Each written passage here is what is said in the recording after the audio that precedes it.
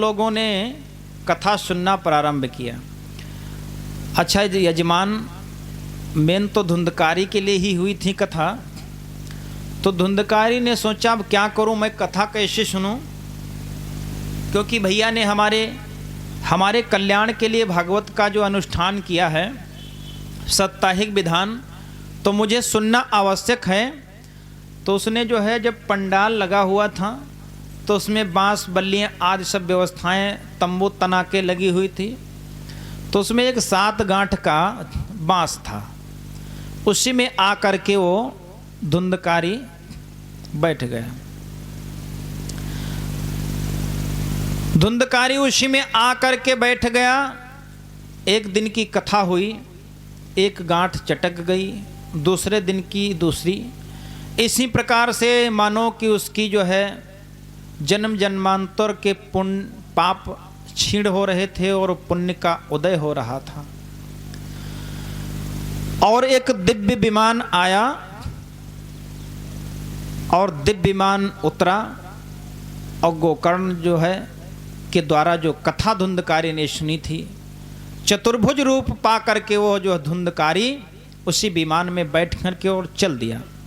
श्रीमद्भागवत महापुराण की जय। श्री कृष्णचंद्र भगवान की जय। अब जब वो चल दिया तो गोकर्ण जी ने कहा कि सुनो सुनो महाराज, रुको। बोले ये तो ठीक बात नहीं है। बोले बताओ क्या ठीक नहीं है। बोले देखिए सबने कथा सुनी, अब सबने जब बराबर कथा सुनी और तुम विमान में इसी को ले जा रहे हो तो ये तो समता नहीं हुई, विषमता हो गई। आप इसी को ले जा रहे हो, इन सबको यहाँ छोड़े जा रहे हो, ये बात ठीक नहीं महाराज है। तो पार्षदों ने उत्तर दिया, पार्षदों ने कहा देखो सुनो गोकर्ण जी महाराज,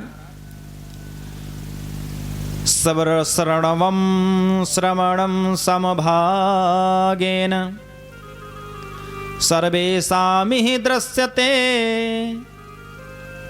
फलभेदः कुतो जातः प्रभुवन्तः हरिप्रिया।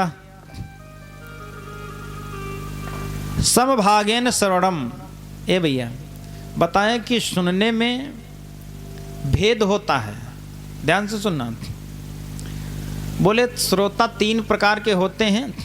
एक श्रोता होते हैं जो ध्यान से सुनते हैं, उसके बाद गुनते हैं और फिर मानते हैं, वो हो गए श्रोता, नंबर 1 के। अच्छा बताया जाता है मानने के लिए है, श्रोता बनने के लिए हम लोग सुनते हैं, परंतु मानो तो मानो, ना मानो तो दानो। तो बोले सबसे नंबर 1 का तो होता है जिसको कहते हैं श्रोता। बोले दूसरे नंबर का, बोले दूसरे नंबर का होता है श्रोता। और तीसरे नंबर का वो सबसे अच्छा होता है जिसका नाम है सोता। सोता सोता वो सिर्फ सोता है। बोले बढ़िया सी गोली खा करके सोते हैं, अच्छा अच्छा म्यूजिक चलेगा, चलो वहीं सोते हैं। खंबे से लग गए, थोड़ी सी कथा हुई तो ठीक है, कहाँ हुई नहीं ठीक है, आराम से सो गए, तो वो होते हैं सोता। एक सज्जन थे तो उनके घर में बहू पकड़ा देती थी बच्चे को, पोते को, कि जाओ पिताजी इसको खिला करके आओ, घुमा करके, ये चिल्लाता बहुत है, काम करने में दिक्कत करता है। तो पिताजी गोदी में बालक लिए, एक छोटा सा बहुत शैतानी करता था, कहा इसको भी ले जाओ नहीं तो मेरा काम नहीं होता है। अच्छा रात में जब वो पकड़ा देती थी तो बेचारे बाबा जी सो पाते नहीं थे। अब बालक को खिलाएं कि सोएं, वो रोता रहता था।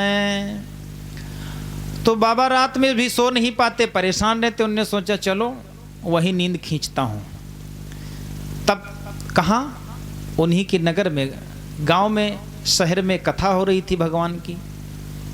बाबा जी गए, आगे ही साइड में बैठे, उसके बाद सोने लगे। सोने लगे, बालक जो छोटा था वो बैठा था।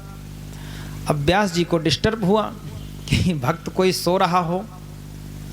देखिए जो निद्रा है ना देवी, कुंभकर्ण की धर्मपत्नी जी, जब रावण के भाई कुंभकर्ण का वध कर दिया श्री राम प्रभु ने, तो निद्रा देवी ने कहा कि हम बदला लेंगे। बोले बदला कैसे लोगे? बोले बदला हम ऐसे लेंगे, तुम्हारे वैकुंठ में कौन जाता है?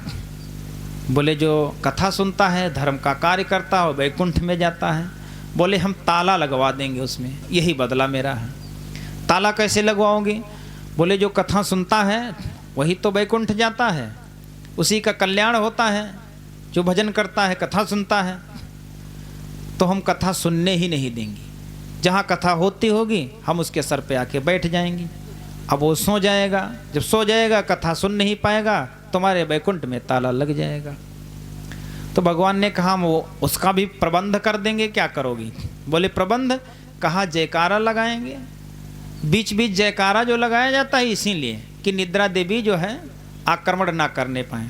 श्री वृंदावन बिहारी लाल की जय।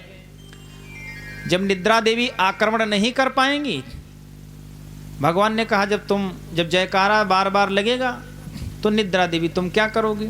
एक और भी फायदा होता है।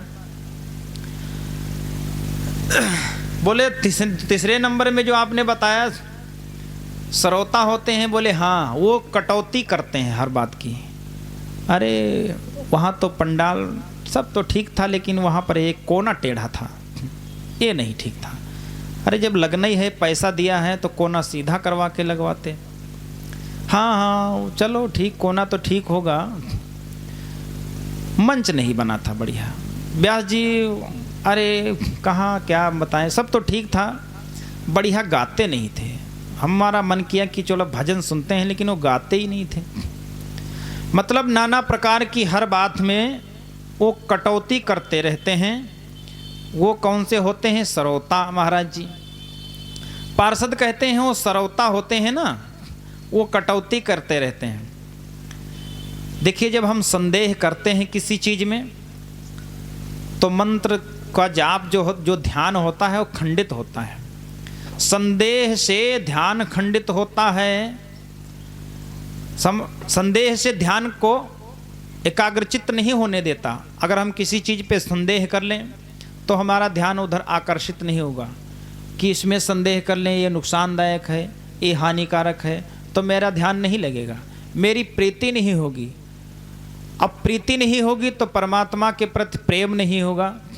अब जब परमात्मा के प्रति प्रेम नहीं होगा तो हमारा कल्याण नहीं होगा, क्योंकि प्रेम से प्रगट होई मैं जाना, प्रेम से प्रगट होई मैं जाना।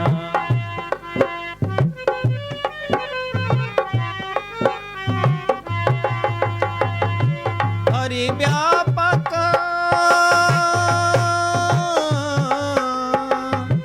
हरि व्यापक सर्वस्त्र समान, प्रेम से प्रगट होए मैं जाना।